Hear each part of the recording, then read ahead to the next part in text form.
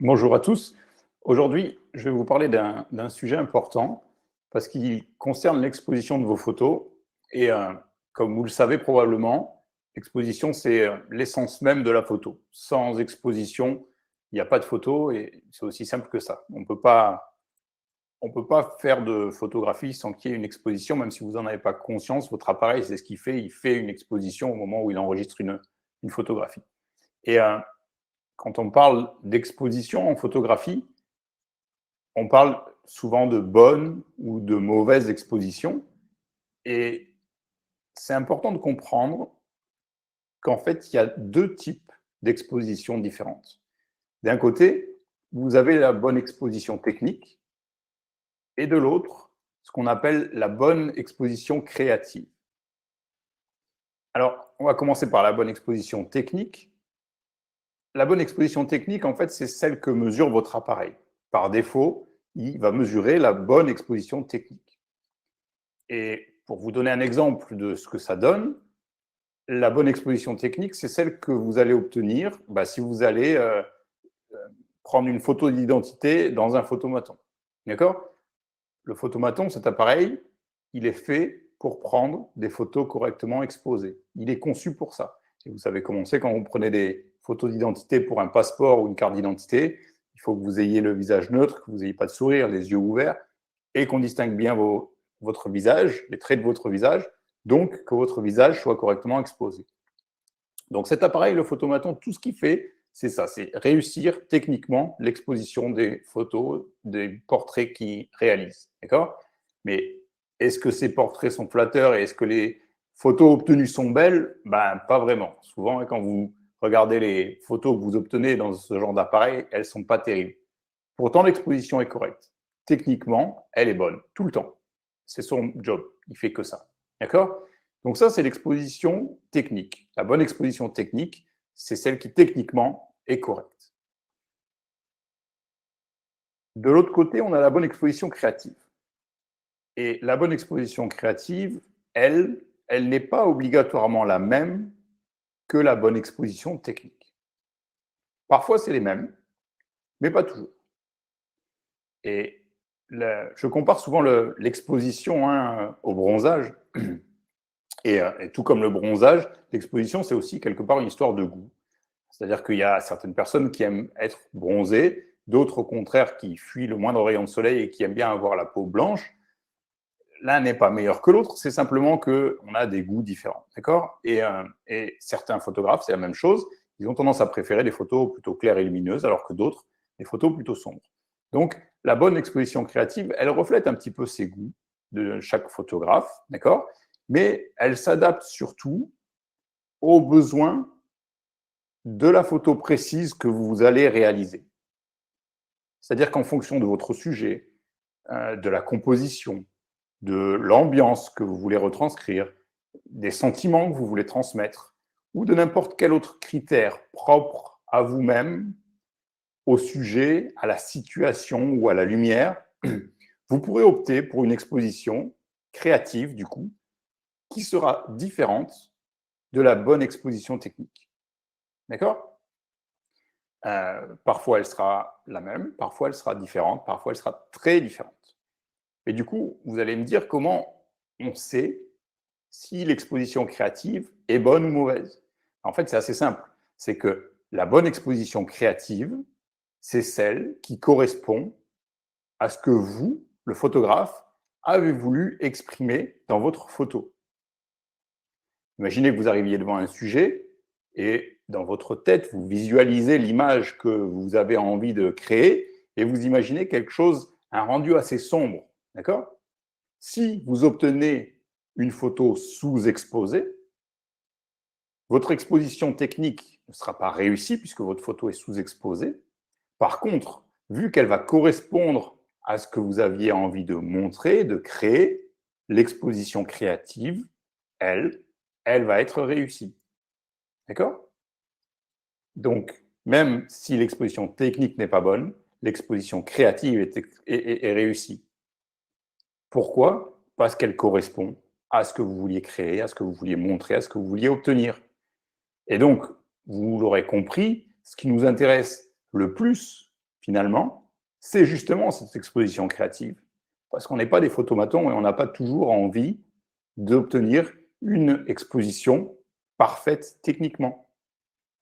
Très souvent, on aura de bien meilleures photos en prenant le contrôle, en faisant exprès d'obtenir une exposition créative qui pourra être très différente de la bonne exposition technique. D'accord? Je vais vous partager une ou deux photos pour que ce soit plus clair. Voilà. Elle va apparaître. Cette photo, par exemple, donc je l'ai prise, c'est une photo d'une place à Clermont-Ferrand.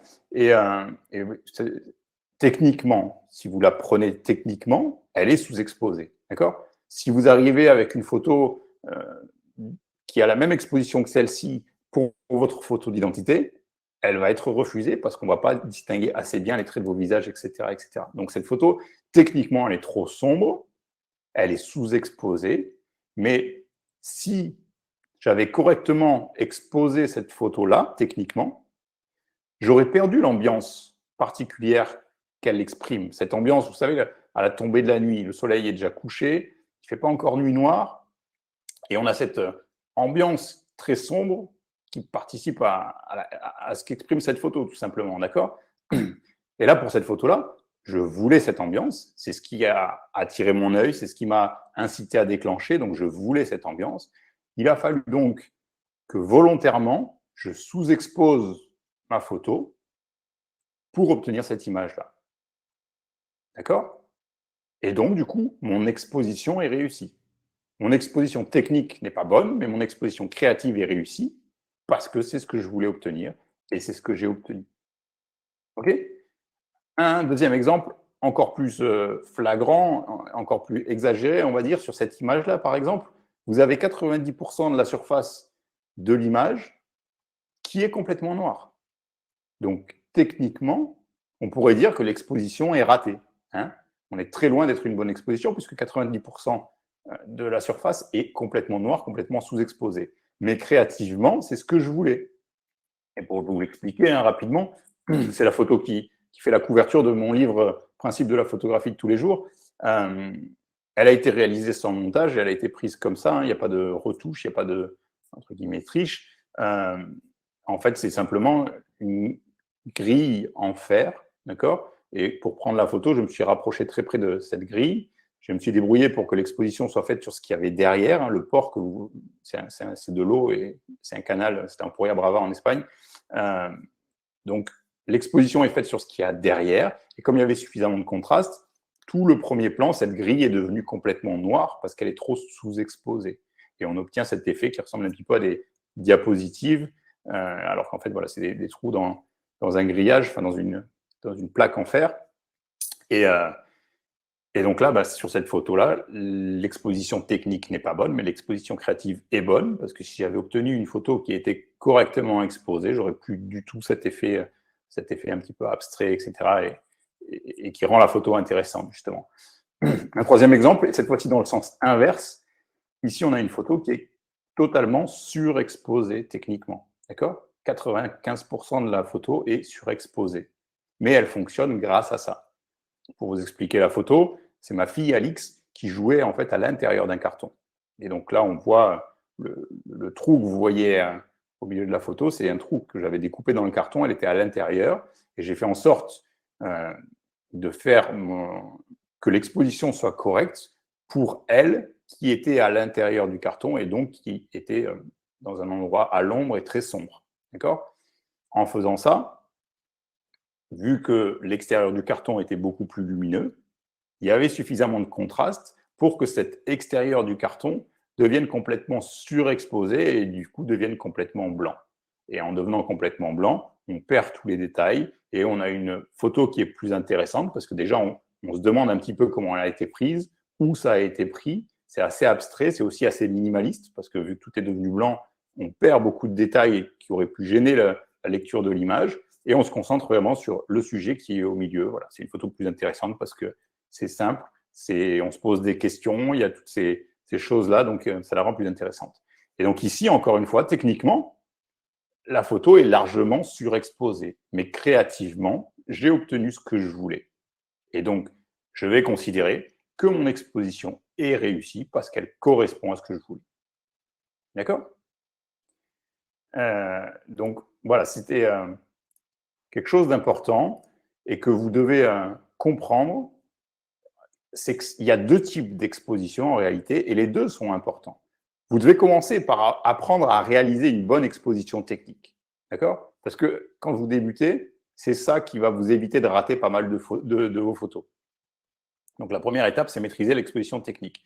Si vous avez régulièrement des photos qui sont sous-exposées ou surexposées sans que vous arriviez à comprendre d'où ça vient, sans arriver à le maîtriser, la première étape, c'est déjà d'arriver à faire une exposition correcte quand vous en avez, enfin, une exposition correcte dans à peu près toutes les situations. OK? Et ensuite, la seconde étape, c'est de vous intéresser à l'exposition créative. À ce moment-là, vous allez apprendre à jouer avec cette exposition, à modifier selon vos besoins, vos envies, oser vous écarter volontairement de la bonne exposition technique pour obtenir une bonne exposition créative.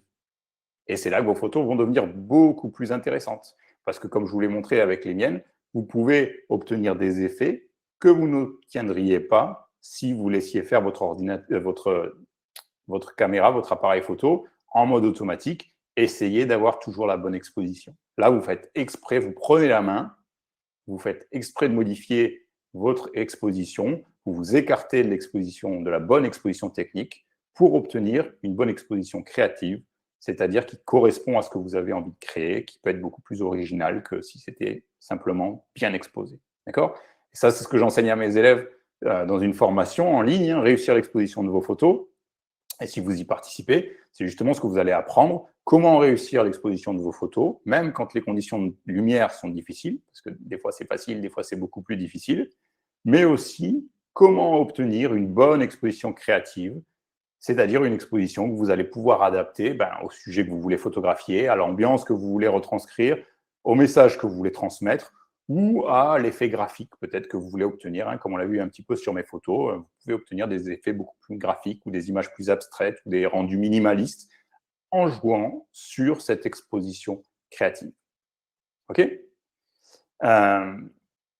Donc, les points clés à retenir, c'est que la bonne exposition technique, c'est l'exposition que mesure votre boîtier.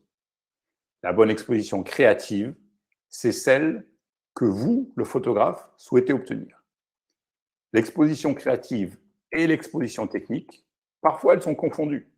Si vous avez un sujet, vous voulez prendre un portrait et qu'il soit correctement exposé, c'est un choix que vous faites. Et dans ce cas-là, votre choix, c'est de dire, OK, mon exposition créative, va être correcte, la même que l'exposition technique. D'accord? Mais parfois, ça peut être très différent. Et vous pouvez vous dire, non, là, pour cette photo-là, je veux quelque chose de complètement sous-exposé. Le même sujet, plutôt que de l'exposer correctement, j'ai envie de le transformer en une silhouette. Dans ce cas-là, vous allez faire en sorte que votre sujet soit complètement sous-exposé, il va devenir totalement noir, on ne va plus voir aucun détail et on ne verra plus que sa silhouette qui se détache devant l'arrière-plan. D'accord? Donc voilà. Et donc, une fois que vous avez compris qu'il y a ces deux solutions, ces deux expositions différentes, il va falloir commencer par maîtriser l'exposition technique et ensuite vous intéresser à l'exposition créative et aller jouer avec ça. D'accord? Donc ça, c'est ce que j'enseigne dans la formation « Réussir l'exposition de vos photos ». Je vous invite à y participer si ça vous intéresse, parce que vraiment maîtriser ces deux types d'exposition, c'est extrêmement important pour la réussite de vos photos. Voilà ce que j'avais à vous dire pour aujourd'hui. Merci de m'avoir écouté et à très bientôt. Ciao, ciao.